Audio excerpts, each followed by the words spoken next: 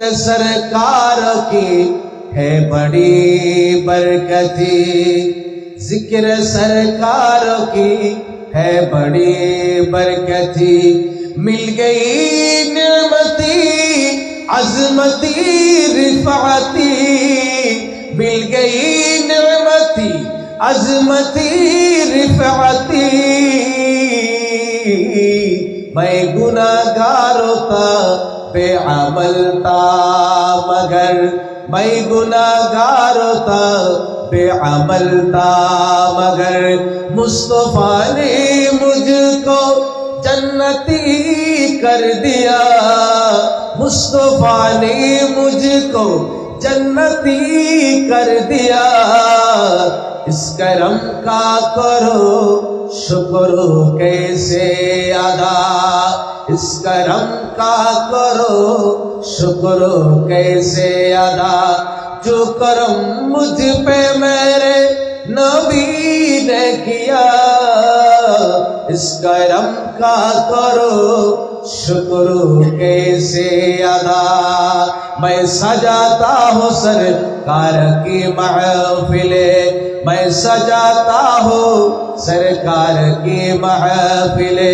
मुझको हर गम से रब ने बरी कर दिया, मुझको हर गम से रब ने बरी कर दिया। इस करम का करो शुक्र कैसे अदा। स्वाला दुनिया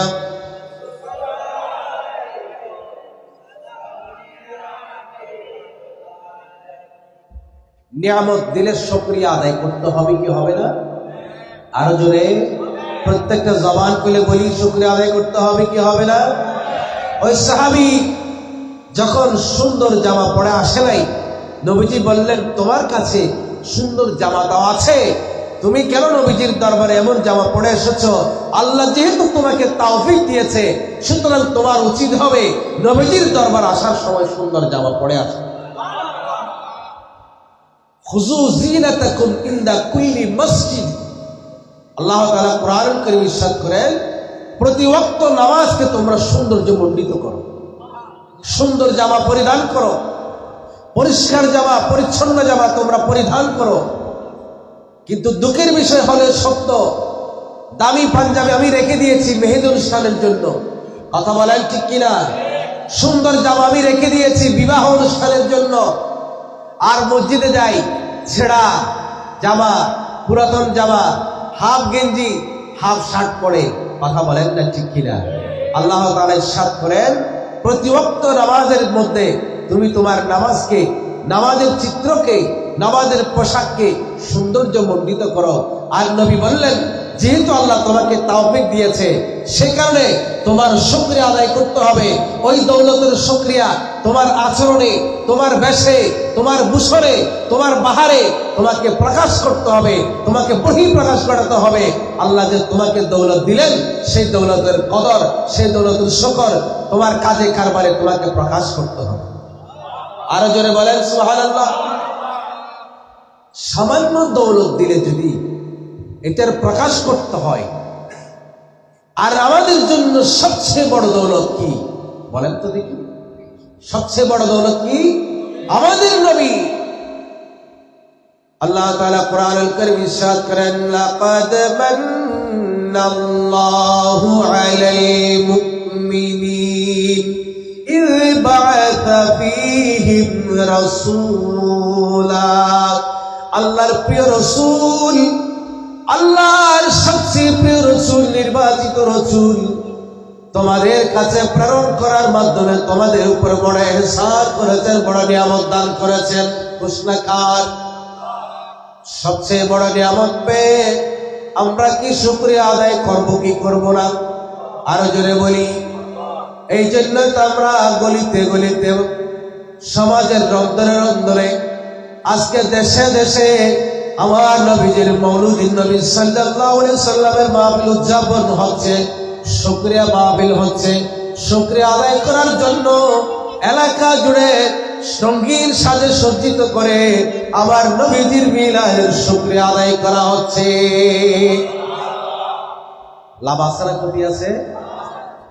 কিরকম লাভ? কবুতর ছিলেন তো, কবুতর না, কবুতর ছিলেন না? আপনাদের এদিকে কবুতর আছে না?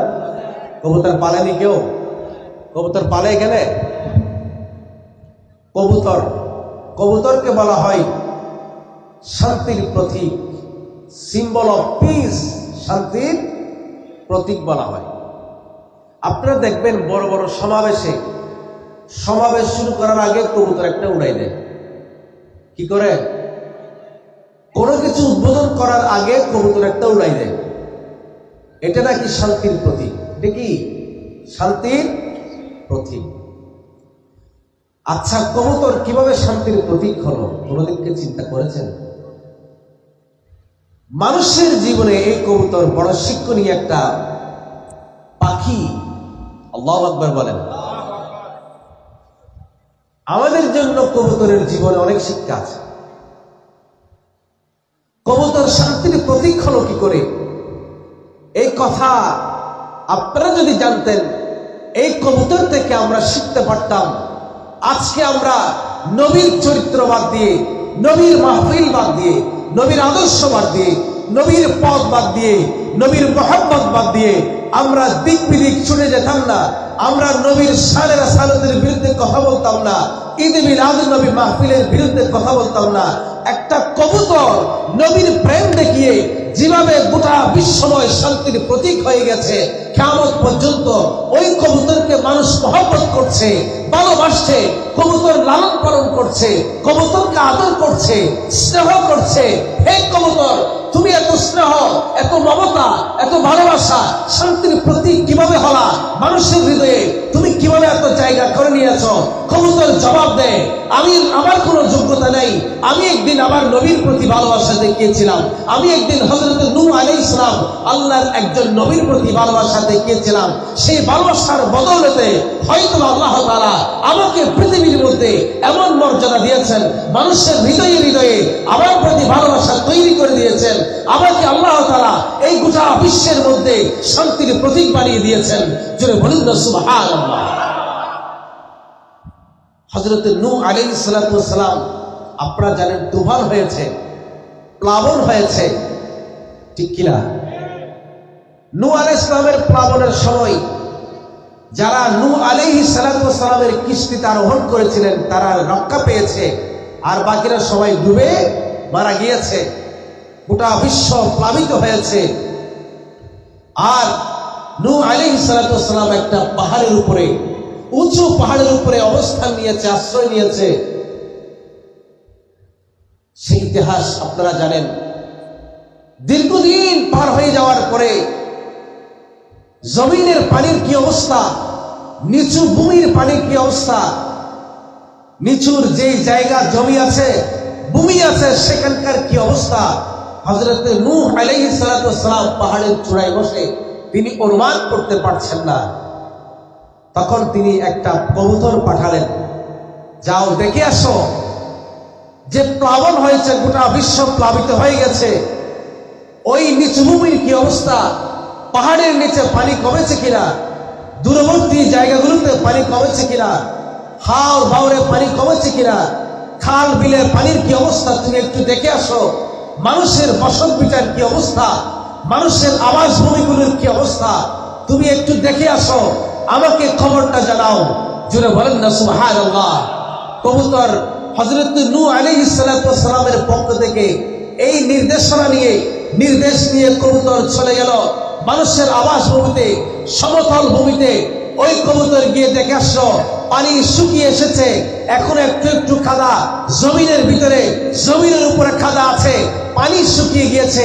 সেই সমতল ভূমি থেকে ওই কবুতর তার ঠোঁটে করে একটা জাইতুন গাছ এনে হযরত নূহ আলাইহিস সালামকে দিয়েছে। যেন বলুন না সুবহানাল্লাহ। কি গাছ এনেছে? জাইতুন গাছ। তখন থেকে সেই জাইতুন গাছকে আল্লাহ তাআলা নির্বাচিত করলেন মানুষের উপকারের জন্য।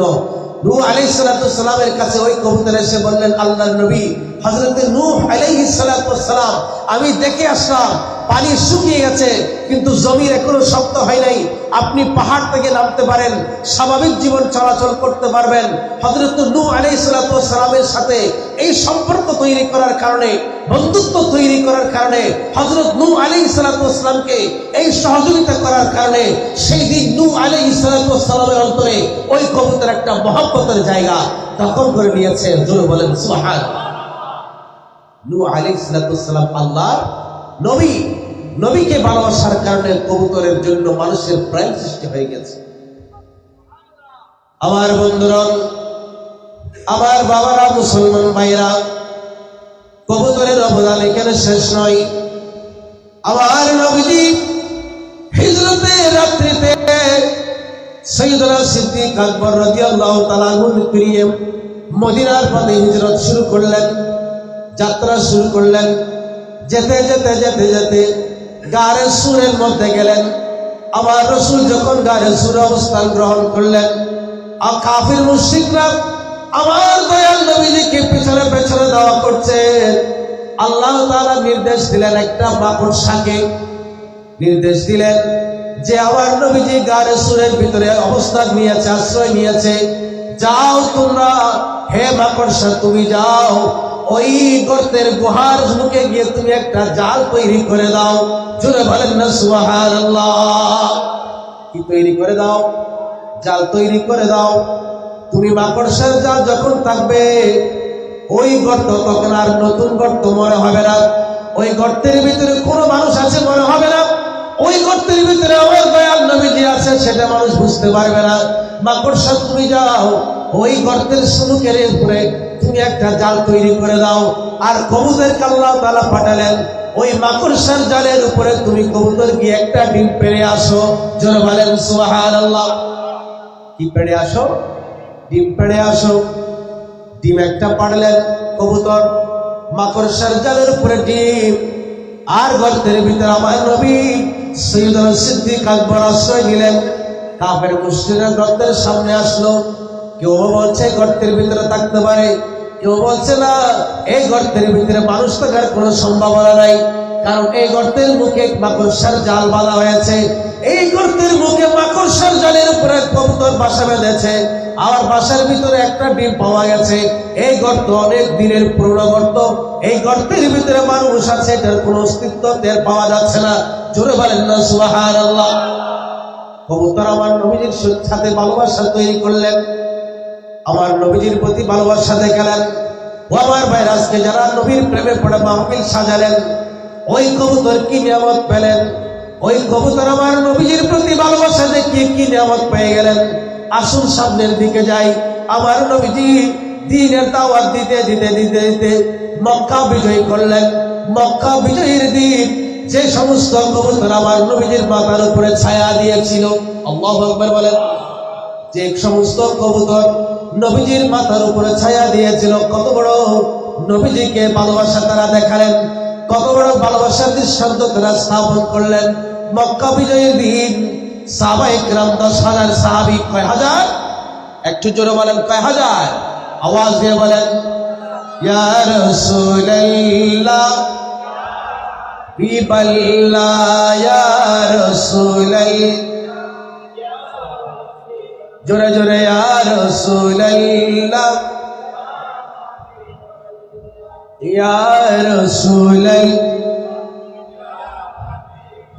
আমার মরণের নিদান কালে তাকিবেন নবীজি আমার শিয়রে, দেখিব আপনাকে আপন নয়নে, ইয়া রাসূলুল্লাহ, ইয়া রাসূলুল্লাহ।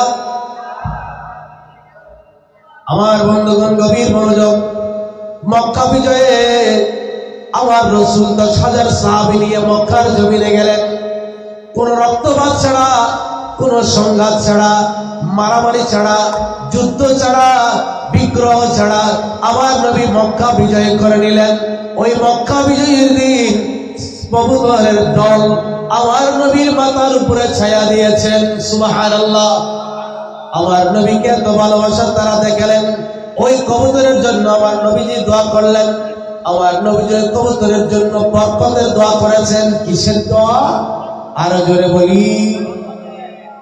আচ্ছা বলেন তো, এই পৃথিবীতে কবুতরের সংখ্যা বেশি না কাকের সংখ্যা বেশি? বলেন, কাকের সংখ্যা বেশি, কিন্তু কাককে মানুষ এত মহব্বত করে? কবুতরকে যতটা মহব্বত করে, কবুতর মানুষের যত নজরে আসে, কাক কিন্তু ততটা নজরে আসে না। আমার বন্ধুগণ, আমার নবীজি মক্কা বিজয়ের দিন ওই কবুতরের জন্য বরকতের দোয়া করেছেন। কিয়ামত পর্যন্ত কবুতরের দল মানুষের চোখে থাকবে, মানুষের ঘরে থাকবে, মানুষের আঙ্গিনায় থাকবে। মানুষ কবুতর লালন পালন করবে, মহব্বত করবে, ভালোবাসবে।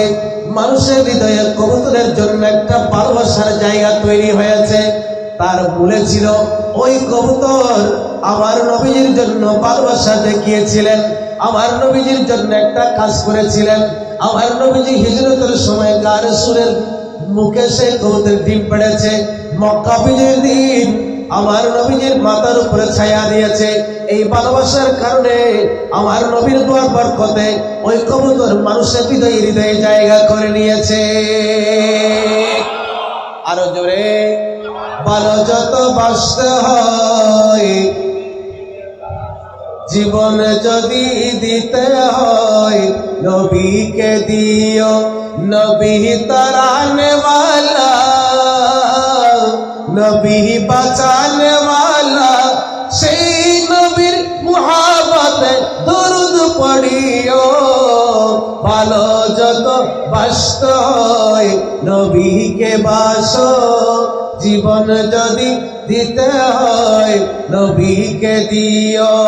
সেই নবীর মুহাব্বতে মিলাদ করিও। ভালো যত নবীকে বাসো। কথা বলেন ঠিক কিনা? আমার বন্ধুগণ, যারা মক্কা শরীফ গিয়েছেন হজ করার জন্য, তারা দেখেছেন জমজম টাওয়ার নামে একটা জায়গা আছে মক্কা শরীফে। ওইখানে কবুতরের দল, কবুতর যাক যাক কবুতর আসে। ওই কবুতর গুলো কি খায়, কোন থেকে খায়? আল্লাহ তাআলা তাদের জন্য খাবারের ব্যবস্থা করেন। হাজী সাহেব যারা আছেন, ওই কবুতর গুলোকে খাবার দেয়, তাদের জন্য খাবার ছিটিয়ে দেয়। আর ওই কবুতর গুলো নিশ্চিন্তায় তাদের রিজিক ভক্ষণ করছে। সুবহানাল্লাহ। তাদের জন্য দোয়া করেছেন কে? আমার নবীজি। তাদের জন্য দোয়া করেছেন কে? আমার নবীজি দোয়া করেছেন। আমার নবীজি তাদের জন্য দোয়া করার মধ্য দিয়ে পৃথিবীতে তাদেরকে শান্তির প্রতীক বানিয়ে দিয়েছেন, শান্তির প্রতীক বানিয়ে দিয়েছেন।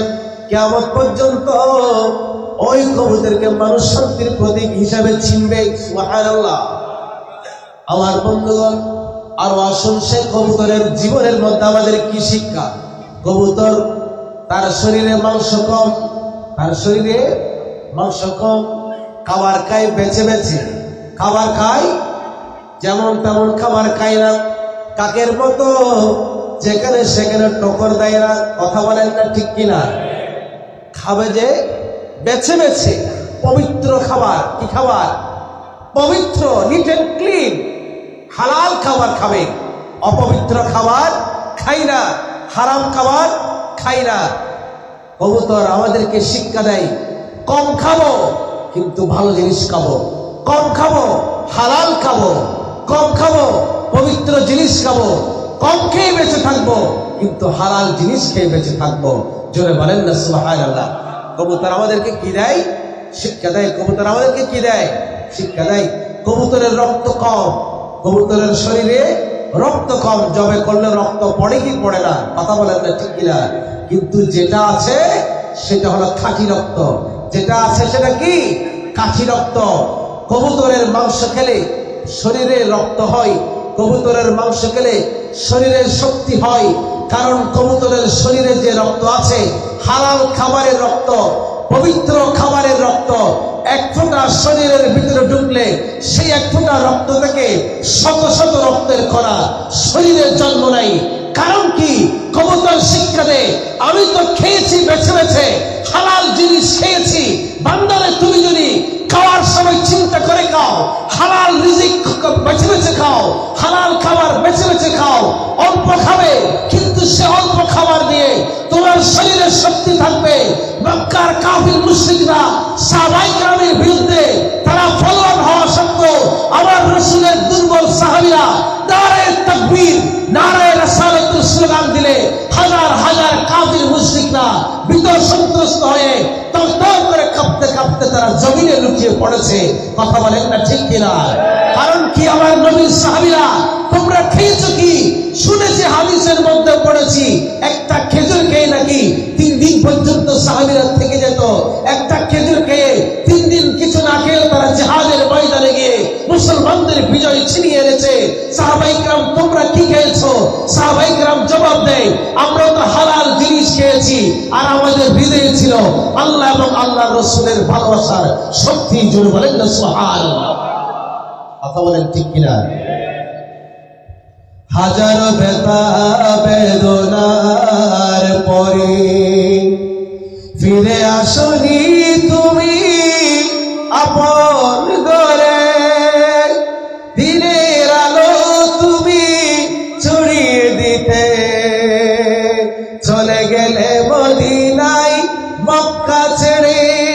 হে রাসূল তোমাকে বলি আমি কেমন করে, বলেন একটু হে রাসূল তোমাকে বলি আমি কেমন করে।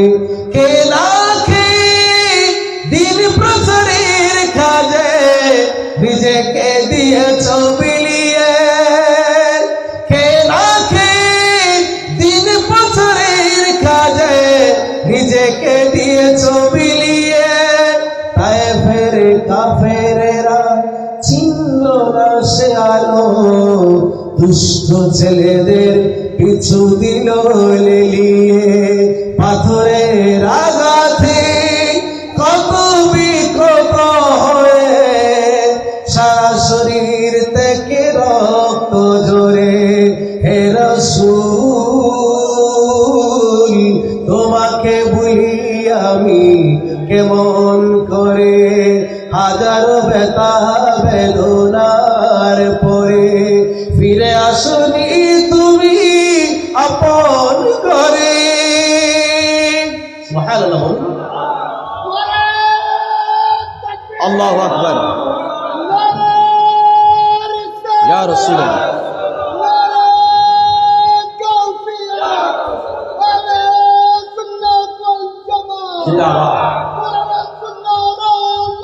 ঘরে ঘরে জানো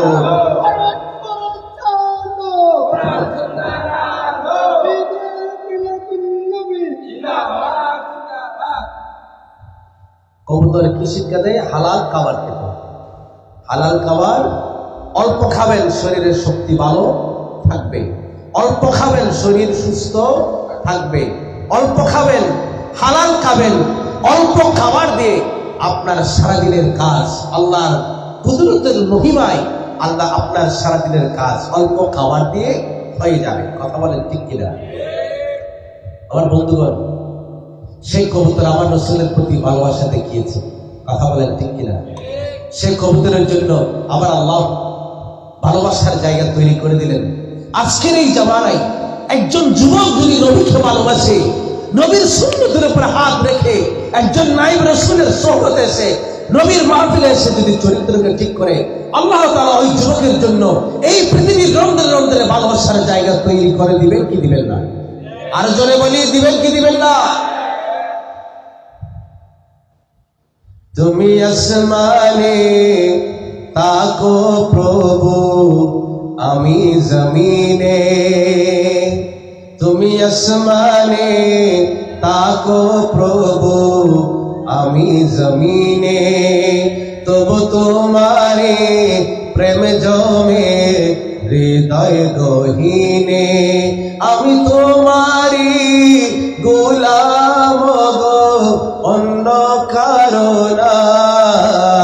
আলিমুল গায়েব তুমি, মালিক রব্বানা। আলিমুল গায়ব তুমি মালিক রব্বানা আল্লাহু আল্লাহু আল্লাহ আল্লাহু আল্লাহু আল্লাহ। জিকির করতে ভালো লাগে কিনা আমার বন্ধুগণ?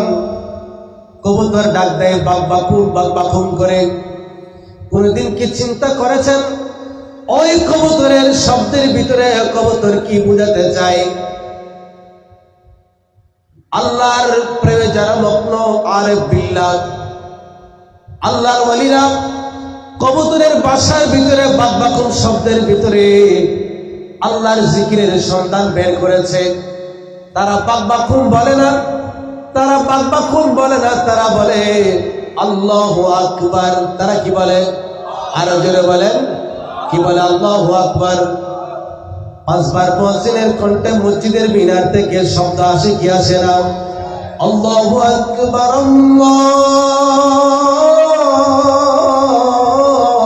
আল্লাহু আকবার। আশহাদু আন লা ইলাহা ইল্লাল্লাহ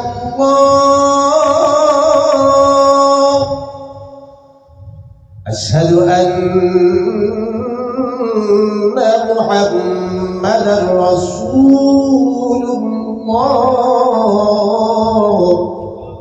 আসে কি আসে না? ও আমার বন্ধুগণ, কবুতর সবসময় বাক বাকুম শব্দ করে। আমার মনে হয় প্রতি সেকেন্ডে কবুতর এই শব্দটা করে। যারা আল্লাহকে চিনে, যারা আল্লাহর প্রকৃত বান্দা, আমরা কবুতরের ভাষা বুঝি না, কিন্তু যারা আল্লাহর ওলি, আল্লাহর ওলিরা কবুতরের বাক বাকুম শব্দ থেকে তারা বের করে নিয়ে এসেছে। এটাই হলো কবুতরের জিকির, আল্লাহু আকবার। এটা কি কবুতরের জীবন থেকে শিক্ষা নেওয়া দরকার আছে কি নাই? সবসময় আল্লাহু আকবার জিকির করতেছে। আর আমি বান্দা হয়ে, সৃষ্টির সেরা জীব হয়ে, আল্লাহ তাআলা আমাকে এত নিয়ামত দেওয়ার পরেও মুয়াজ্জিনের কণ্ঠে যখন আজান হয়, তখন আমি বান্দা একটু আমার কাজটাকে ছুটি দিয়ে আল্লাহর ডাকে সাড়া দেওয়ার সেই সুযোগ আমার হয় না। কথা বলেন ঠিক কিনা? আমার রাসূল হাদিস শরীফে ইরশাদ করেন, বান্দা মুয়াজ্জিনের কণ্ঠে যখন আজান ধ্বনিত হয়, আল্লাহ যখন তোমাকে ডাক দেয়, হাইয়া আলাস সালাত, নামাজের দিকে আসো, হাইয়া আলাল ফালাহ, যখন কল্যাণের দিকে আসার আহ্বান চলে আসে, তখন তুমি কাজ বাদ দিয়ে, দোকান বাদ দিয়ে, চাকরি বাদ দিয়ে, ব্যবসা বাদ দিয়ে যখন মসজিদের দিকে ছুটে যাবে, আমার নবী বলেন তোমার জন্য ধন সম্পদ ভরে যাবে। আর আল্লাহর গোলামি বাদ দিয়ে, আল্লাহর ইবাদত বাদ দিয়ে তুমি সারাদিন কাজ করলেও, সারাদিন ব্যবসা করবা, সারাদিন চাকরি করবা, সারাদিন কাজ করবা, কিন্তু তোমার অভাব কোনোদিন তোমার পরিবার থেকে যাবে না। তার কারণ হচ্ছে কি? তোমাকে যখন আল্লাহ তাআলা ডাক দিয়েছে, তুমি আল্লাহর ডাকে সাড়া দাও নাই। আর তুমি সারাদিন কাজ করার পরেও তোমার অভাব যাবে না, কিন্তু তোমার ব্যস্ততা থাকবে, তোমার ঝামেলা থাকবে, সারাদিন ব্যবসাও হবে, কিন্তু তোমার দোকানে কোনো উন্নতি হবে না। তুমি যদি আল্লাহর ডাকে সাড়া দিয়ে 15 মিনিটের জন্য দোকান বন্ধ করে মসজিদে চলে যেতে, ওই 15 মিনিট বন্ধ থাকার কারণে 15 মিনিট বন্ধ থাকার পরেও তোমার ব্যবসার মধ্যে এমন লাভ আল্লাহ দিত, তুমি নিজেও কোনোদিন কল্পনা করতে পারতে না। কথা বলেন ঠিক কিনা? প্রয়োজন আছে কি নাই? আজান দিবে, আমার ফার্নিচার ব্যবসায়ী ভাইরা আজান দিবে, সাথে সাথে কাজ বন্ধ, সাথে সাথে কি কাজ বন্ধ, দোকান বন্ধ, ব্যবসা বন্ধ, টিভি বন্ধ, চাকরি বন্ধ, সমস্ত কাজ কারবার বন্ধ, সব ব্যস্ততাকে ছুটি দিয়ে এক মালিকের জন্য আমরা চলে যাব, ছুটে যাব, মালিকের কদমে হাজির হয়ে যাব। আর মালিককে গোপনে গোপনে গিয়ে বলে আসবো, সুবহানা রাব্বিয়াল আ'লা। জোরে বলুন না, সুবহানা রাব্বিয়াল আ'লা। দুনিয়ার কেউ শুনবে না। বান্দারে, তুমি যখন বাংলার সাথে গোপনে গোপনে আল্লাহর গুণগান গাইবে, তখন আল্লাহর কুদরতের মুস্কি হাসি দিয়ে বান্দারটাকে সাড়া দিবে, বান্দারে তুমি আমার কাছে কি চাও, যেটাই চাও তোমার চাও আমি মুহূর্তের ভিতরে পূরণ করবো। জোরে বলেন না সুবহানাল্লাহ। কথা বলেন ঠিক কিনা? রাজি আছে কি নাই? 5 ওয়াক্ত নামাজ পড়তে হবে কি হবে না? হাদিস শরীফে আছে, যে ব্যক্তি 5 ওয়াক্ত নামাজ আদায় করবে তার জন্য 5টি পুরস্কার। কয়টি পুরস্কার? 5টি পুরস্কার থাকা খাওয়ার কষ্ট হবে না, অভাব থাকবে না। আল্লাহুম্মা সাল্লি মাওলানা মুহাম্মাদ ওয়া আলা আলিহি। আপনাদেরকে একটু কষ্ট দেব, পেছনের ভাইরা আলহামদুলিল্লাহ আমাদের মাহফিলের প্যান্ডেল ভর্তি হয়ে বাইরেও অনেক ভাইরা বসেছেন, একটু কষ্ট হচ্ছে। যারা বসেছেন তারা যদি একটু সামনের দিকে আগেই বসেন, পিছনের আরো কিছু ভাই বসতে পারবে। একটু একটু করে সামনে চলে আসুন, পেছনের ভাইদেরকে একটু বসার সুযোগ দিন। আল্লাহুম্মা সাল্লি আলা মাওলানা মুহাম্মাদ ওয়া আলা আলিহি মাওলানা। থাকা খাওয়ার কষ্ট থাকবে না, শরীরের শান্তি, চেহারার সৌন্দর্য বেড়ে যাবে। সুবহানাল্লাহ। সম্মান বেড়ে যাবে, সম্মান বেড়ে যাবে, আয় রোজগারের মধ্যে বরকত বেড়ে যাবে। সুবহানাল্লাহ। এই পুরস্কার আমরা চাই কি চাই না? সহজে মওত হবে, সহজে কি হবে? মওত হবে, মৃত্যু সহজে হয়ে যাবে। নামাজ কে কে পড়তে চায় হাত তুলে দেখান। সবাই তোলেন, সবাই ইনশাআল্লাহ। যদি না পড়েও হাত তুলে থাকেন, আজকে থেকে আপনি আল্লাহর সাথে ওয়াদা করেন, আর জীবনে যতদিন আল্লাহ তাআলা জীবিত রাখবেন, হায়াত দিয়েছেন, এক ওয়াক্তের জন্য আমরা নামাজ ছাড়বো না। বলেন ইনশাআল্লাহ। আর জোরে বলেন ইনশাআল্লাহ। আমার বন্ধুগণ,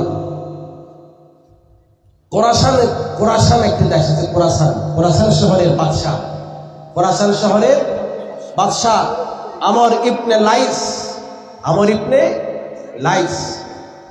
আজকে আপনারা মাহফিল সাজালেন, হয়তো মনে করছেন কি বিনিময় আমাদের জন্য আছে। খোরাসানের বাদশাহ ইন্তেকালের পরে, একটু সামনে আসেন, আর একটু সামনে আসেন। লা ইলাহা ইল্লাল্লাহ, লা ইলাহা ইল্লাল্লাহ, লা ইলাহা ইল্লাল্লাহ, লা ইলাহা।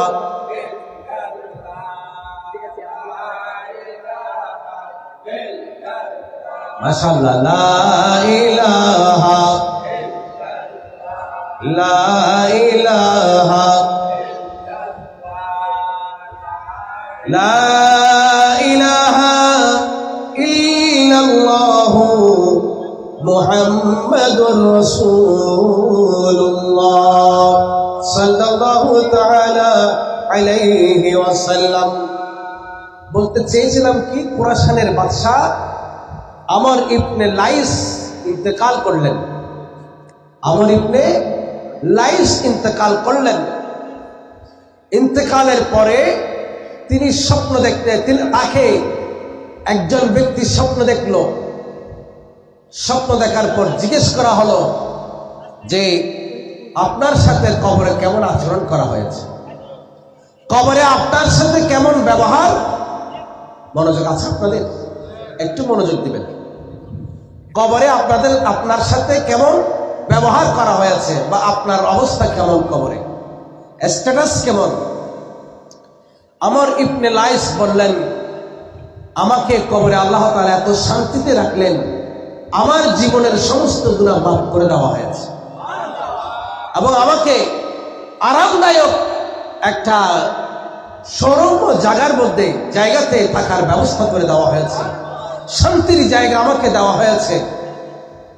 ওই ব্যক্তি জিজ্ঞেস করলেন, হে বাদশাহ আমর ইবনে লাইস, আপনার এই সম্মান কেন, আপনাকে এই মর্যাদা কেন দেওয়া হয়েছে, এত সুযোগ সুবিধা আপনাকে দেওয়ার কারণ কি? বাদশাহ বললেন, আমর ইবনে লাইস, আমার জীবনে এমন কোন আমল তো করি নাই, এমন কোন নেকি তো আমার জীবনে নাই যে আমাকে কবরের মধ্যে শান্তির জায়গা দেওয়া হবে, সুখের জায়গা দেওয়া হবে, আরামের জিন্দেগি দেওয়া হবে। কিন্তু আমার মনে পড়ে, আমি যখন একদিন পাহাড়ের চূড়ায় উঠেছি, সেখানে আমার সৈন্য সামন্ত প্র্যাকটিস করছে, আমার সৈন্য সামন্ত সেখানে সাজানো। তাদেরকে দেখার পরে আমি মনে মনে চিন্তা করছিলাম, আমি আমার এই সৈন্য সামন্তগুলো নিয়ে যদি আমার দয়াল নবীজির সাথে একদিন জিহাদে যেতে পারতাম, একদিন দয়াল নবীজির সাথে জিহাদে অংশগ্রহণ করে আমার এই সৈন্য সামন্তকে যদি ব্যবহার করতে পারতাম, আর তাদেরকে ব্যবহার করে ইসলামের বিজয়ের জন্য যদি অবদান রাখতে পারতাম, তাহলে আমার মনে কতটা না শান্তি পেত, কতটা না শান্তি আসতো, আমার জীবন মনে হয় তখন সার্থক হয়ে যেত। জোরে বলেন, আরো জোরে। তিনি কি চিন্তা করলেন যে আমার যে সৈন্য সামন্ত আছে, সৈন্যবাহিনী আছে, তাদেরকে দিয়ে যদি আমার দয়াল নবীজির এই দিন কায়েমের জন্য দয়াল নবীজির সাথে একদিন জিহাদে গিয়ে যদি দিনের জন্য অবদান রাখতে পারতাম, তাহলে মনে হয় আমার এই সৈন্য সামন্ত সার্থক হতো, আমার জীবন সার্থক হতো, আমার এই বড় স্টেট, এত বড় স্টেটের এই ক্ষমতা আমার তখনই সার্থক হতো। এই চিন্তা করেছিলাম মাত্র, তখন আমি জিহাদে যাই নাই।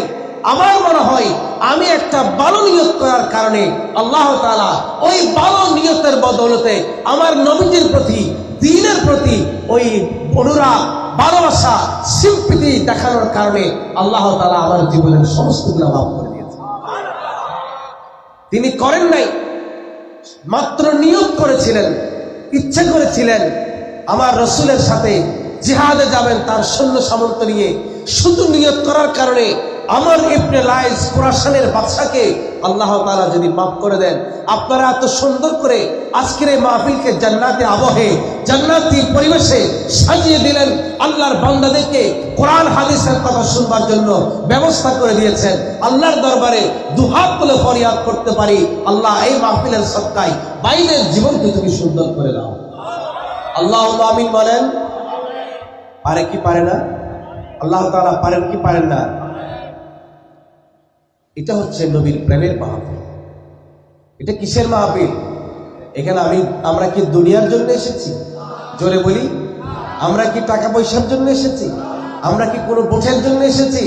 বা আমরা কি কোনো তাবারুকের নিয়তে এসেছি? আমরা এসেছি এক আল্লাহকে খুশি করার জন্য। কাকে খুশি করার জন্য? আল্লাহকে খুশি করার জন্য, আমার দয়াল নবীর ইজ্জতের জন্য।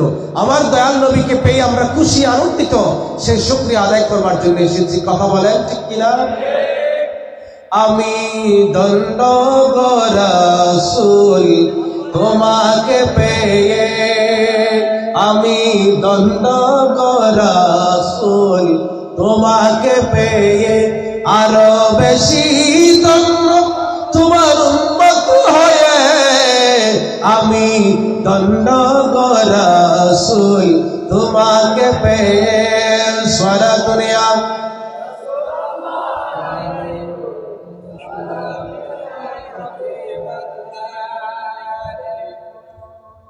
কষ্ট হয় আপনাদের? কষ্ট লাগে? আমার দয়াল নবী কতটা ভালোবাসি, আমরা কি ভালোবাসি, আমরা ভালোবেসে মাহফিল করছি, আর আমার নবীর সাহাবীরা ভালোবেসে জীবন দিয়েছে। সুবহানাল্লাহ বলুন।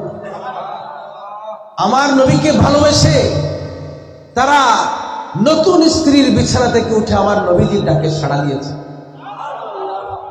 আমার নবীর একজন সাহাবী হযরতে হানজালা রাদিয়াল্লাহু তাআলা, নাম কি? হযরতে হানজালা রাদিয়াল্লাহু তাআলা মাত্র শাদী করেছে, সবে মাত্র স্ত্রীর সাথে বাসর করে তিনি গেলেন। আমার দয়াল নবী ডাক দিলেন, হানজালা জিহাদে যেতে হবে, তুমি কোথায়? জিহাদের জন্য প্রস্তুত হয়ে যাও। আমার দয়াল নবীজির ডাকে হানজালা নতুন স্ত্রীর ওই পাশের ঘর ছেড়ে দিয়ে আনন্দের মুহূর্ত কুরবান করে দিলেন। আমার দয়াল নবীজির ডাকে সাড়া দিয়ে বললেন, লাব্বাইকা ইয়া রাসূলুল্লাহ। জোরে বলেন, লাব্বাইকা ইয়া রাসূলুল্লাহ, লাব্বাইকা ইয়া রাসূলুল্লাহ, লাব্বাইকা ইয়া রাসূলুল্লাহ, ইয়া রাসূলুল্লাহ। গোলাম হাজির, গোলাম হাজির, গোলাম হাজির। হানজালা রাদিয়াল্লাহু তাআলা ওই দিন আমার রাসূলের সাথে জিহাদে শামিল হয়ে গেলেন। জিহাদ করতে করতে হানজালা শহীদ হয়ে গেলেন।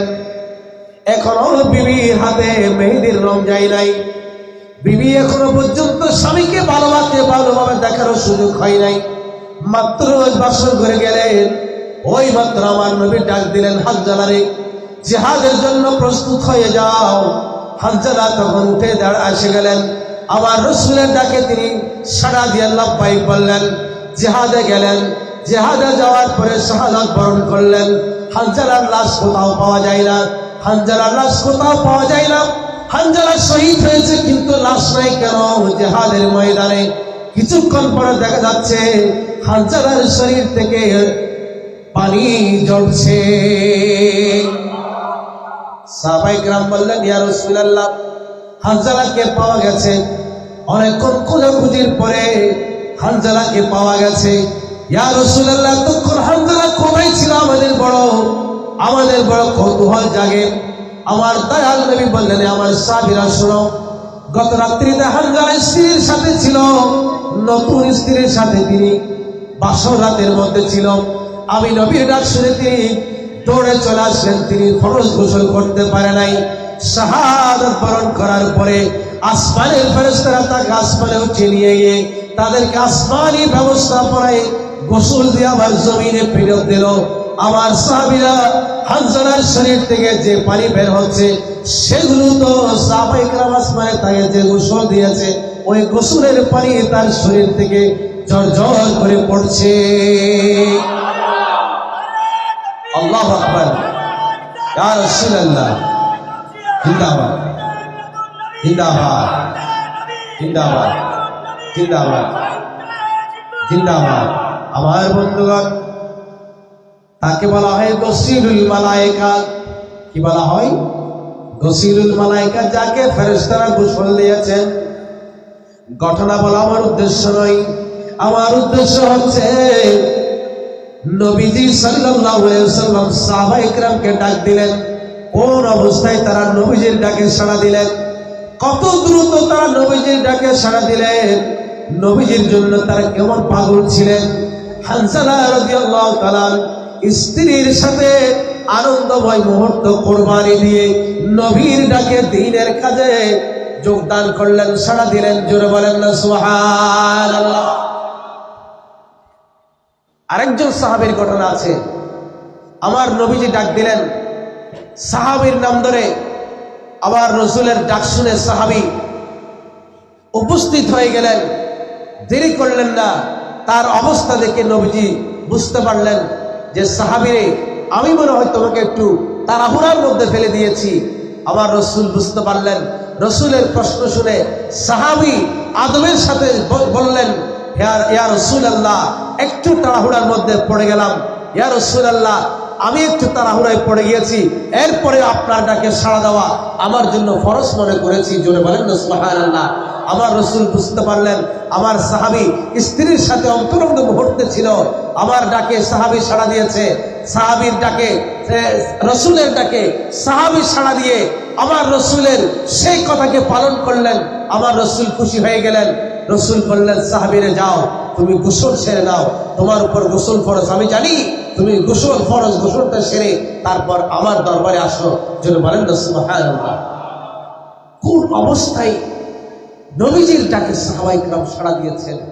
দুনিয়ার সুখ শান্তি আরাম আয়েশ সবকিছু কোরবানি দিয়েছেন নবীজির কদমে। আল্লাহু আকবার বলেন না, আরো জোরে বলেন না আল্লাহু আকবার। আমার রাসূলের ইন্তেকালের সংবাদ শুনলেন একজন সাহাবী, যায়েদ বিন আব্দুল্লাহ রাদিয়াল্লাহু তাআলা। নাম কি? যায়েদ বিন আব্দুল্লাহ রাদিয়াল্লাহু। তিনি বাগানে কাজ করছিলেন। কোথায়? বাগানে কাজ করছিলেন।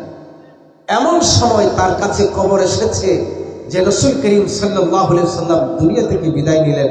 তিনি আল্লাহু আকবার বলে কাজ ছেড়ে দিলেন আর বললেন, মালিক, যে চোখ দিয়ে এতদিন নবীকে দেখেছি, আল্লাহু আকবার বলেন, যে চোখ দিয়ে এতদিন নবীকে দেখেছি, আজকে থেকে সেই নবীকে আর দেখবো না। এই চোখ আর থেকে লাভ কি? আল্লাহু আকবার। এই চোখ আর থেকে লাভ কি?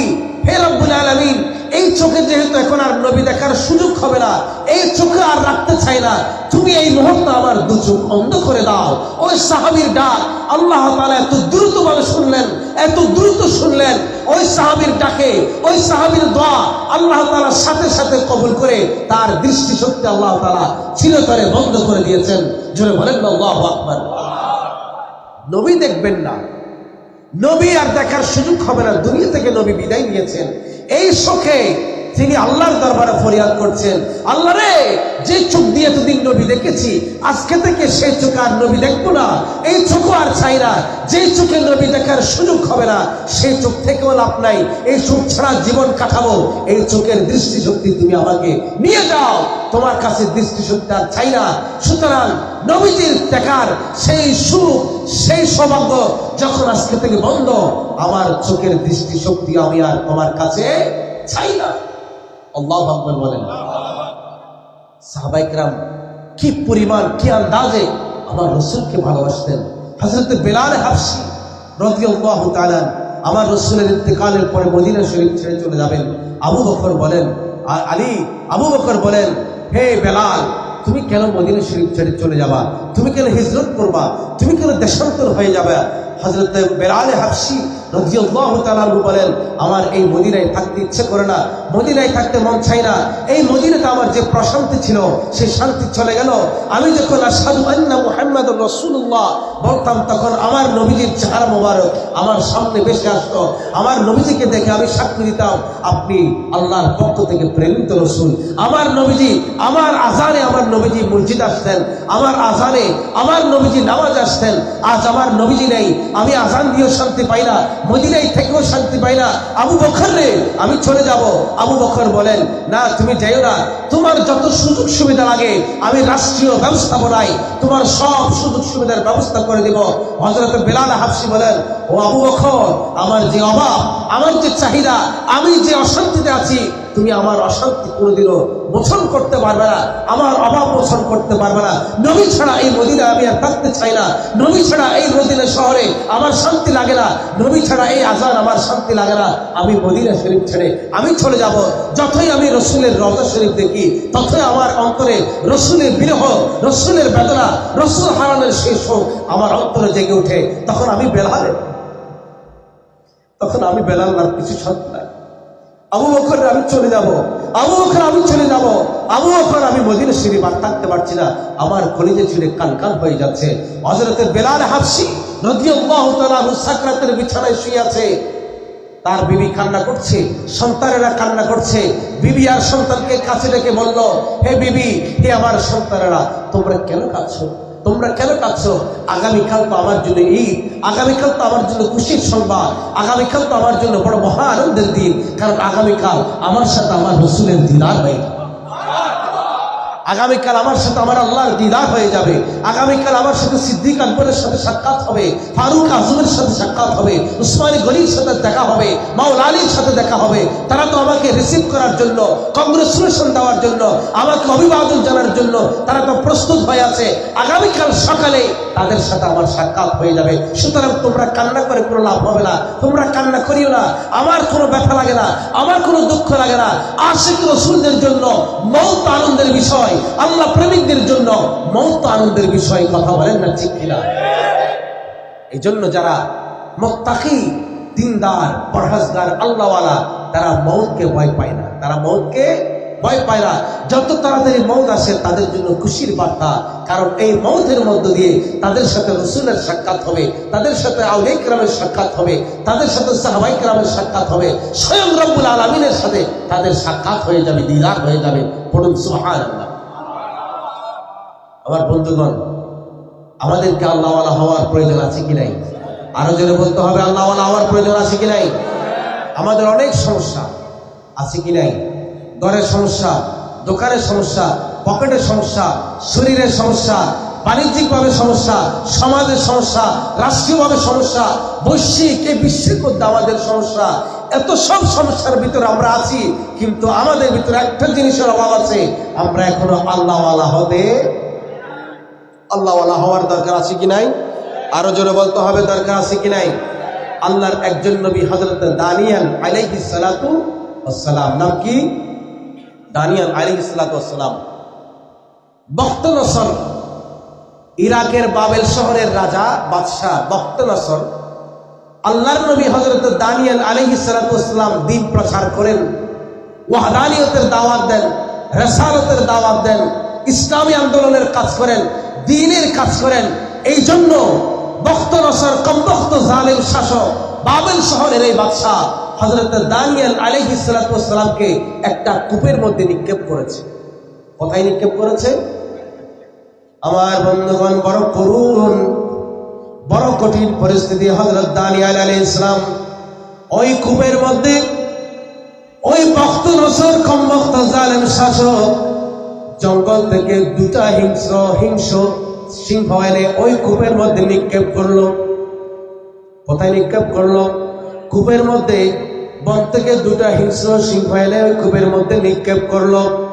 ওই কূপের ভিতরে হযরতে আল্লাহর নবী দানিয়েল আলাইহিস সালাতু ওয়াস সালামকে ফেলে দেওয়া হলো। বলেন তো, সিংহ মানুষ পেলে আদর যত্ন করবে নাকি মুহূর্তের ভিতরে পেটের ভিতরে খেয়ে সাবাড় করবে, ছিঁড়ে ফেটে খেয়ে ফেলবে?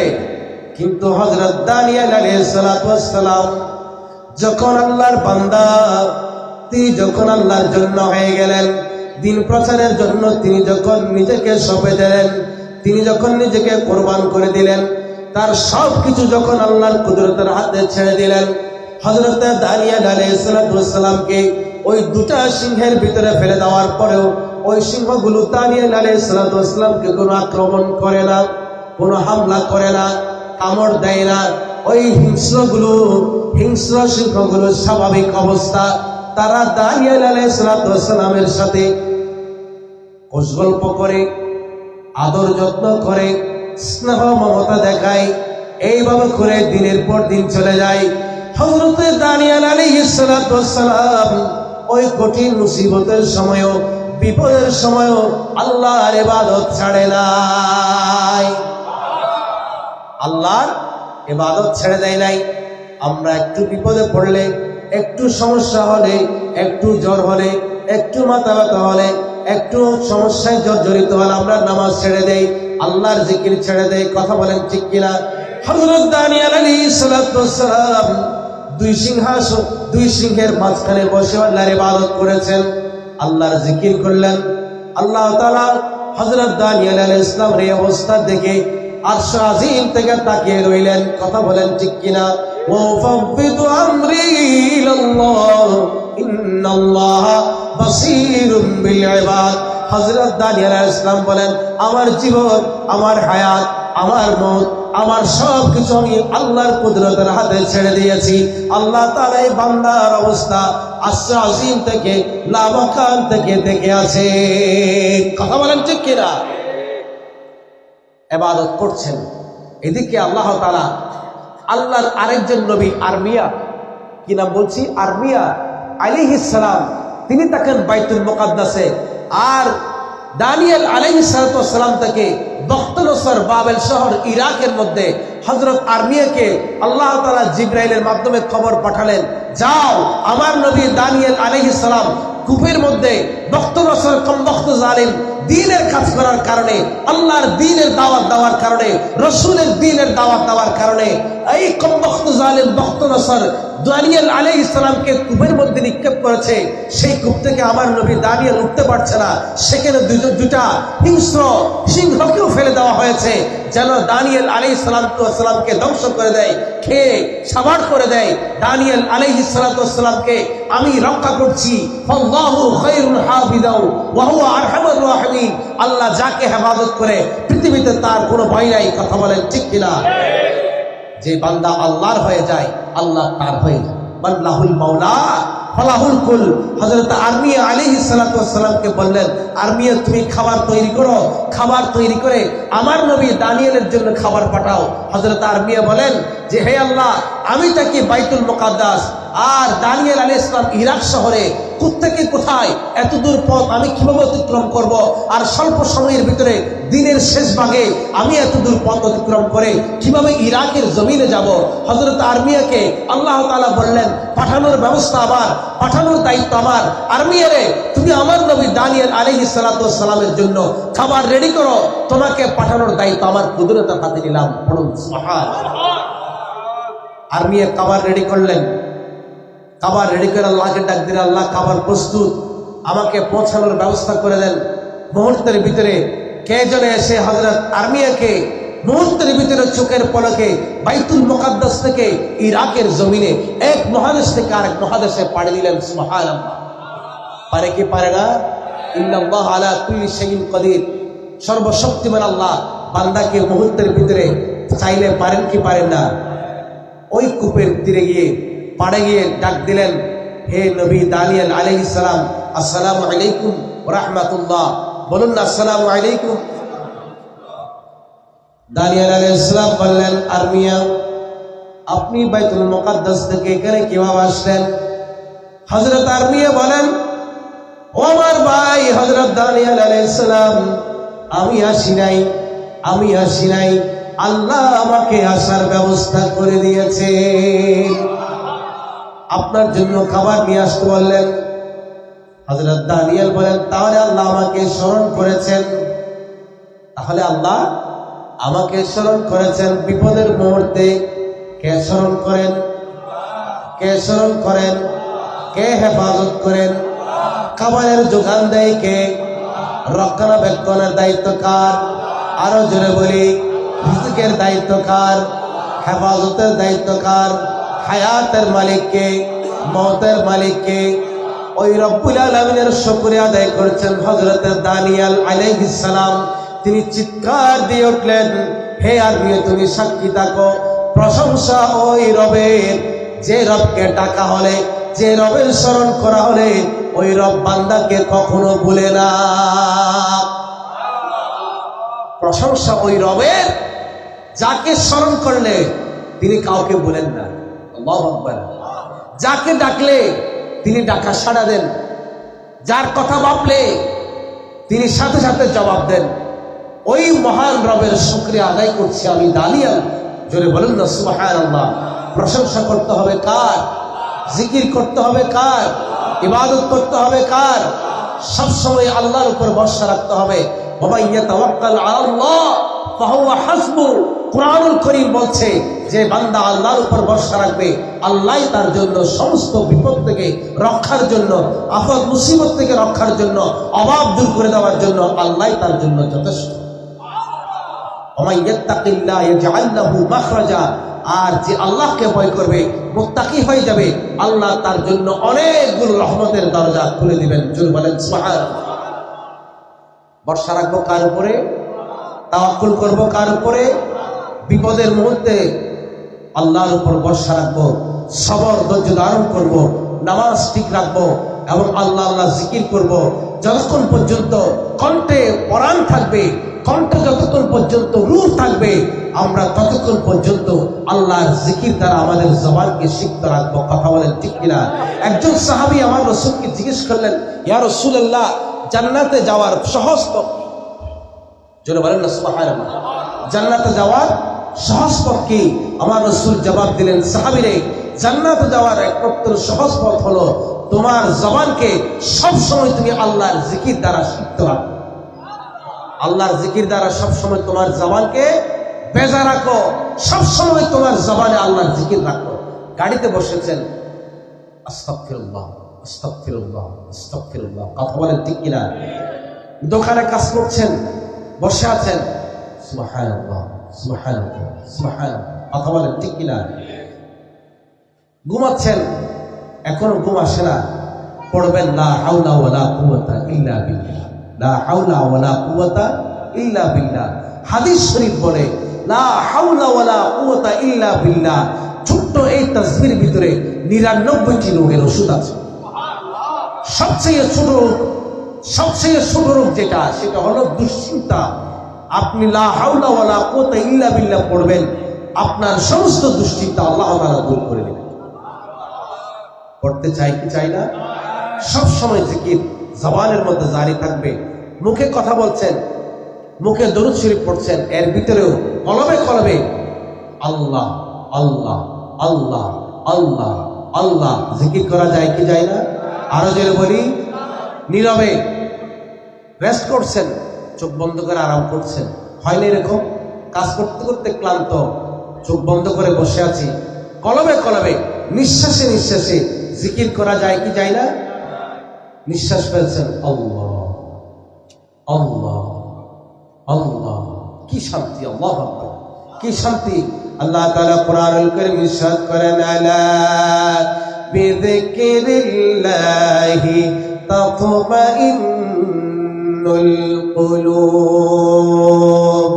বান্দারে, তুমি আল্লাহর জিকির করবা, তোমার মৃত কলব জিন্দা হয়ে যাবে। তোমার ঘরে অভাব আছে, অভাব দূর হয়ে যাবে। তোমার মনে অশান্তি আছে, অশান্তি দূর হয়ে যাবে। শরীরে অশান্তি আছে, অশান্তি দূর হয়ে যাবে। আর নবীর দরুদ শরীফ থাকবে, তোমার জীবনে আর কোনো কিছুর ভয় নাই। তোমার জীবনের সমস্ত দুঃখ, দুর্দশা, দুশ্চিন্তা দূর করে দেওয়ার জন্য আমার রাসূলের দরুদ শরীফ যথেষ্ট। কি করব? জিকির করব, রাসূলের দরুদ শরীফ পাঠ করব। লা হাওলা ওয়ালা কুওয়াতা ইল্লা বিল্লাহ সবসময় পড়তে থাকবো, ইস্তিগফার পড়তে থাকবো সবসময়। আল্লাহ আল্লাহ আল্লাহ জিকির করতে থাকবো। হাঁটতে, বসতে, ঘুমানোর সময়, ঘুম থেকে উঠে আল্লাহু আকবার, আলহামদুলিল্লাহ, মাশাআল্লাহ, এই জিকিরগুলো আপনার জবানে থাকবে। আমি জান্নাতে যাওয়ার জন্য রাস্তা সহজ হয়ে যাবে। কথা বলেন ঠিক কিনা? আল্লাহ তাআলা এই আমলগুলো আমাদের জীবনে বাস্তবায়ন করার তৌফিক দান করুন। যতটুকুন বলতে পেরেছি, গভীর রাত আপনারা সময় দিয়েছেন কষ্ট করে, আল্লাহ তাআলা আপনাদের এই কষ্ট কবুল করুন। কবরে, হাসরে, পুলসিরাতে, কিয়ামতের ময়দানে আজকের মাহফিলকে আগে আমাদের জন্য নাজাতের বড় হাতিয়ার বানিয়ে দিন। আমরা বলি আমিন। রাসূলের শাফাআত আমাদের জন্য আল্লাহ তাআলা নসিব করুন। আমরা বলি আল্লাহুম্মা আমিন। যারা মাহফিল সাজালেন, যারা কষ্ট করে বসলেন, সকলের আবারও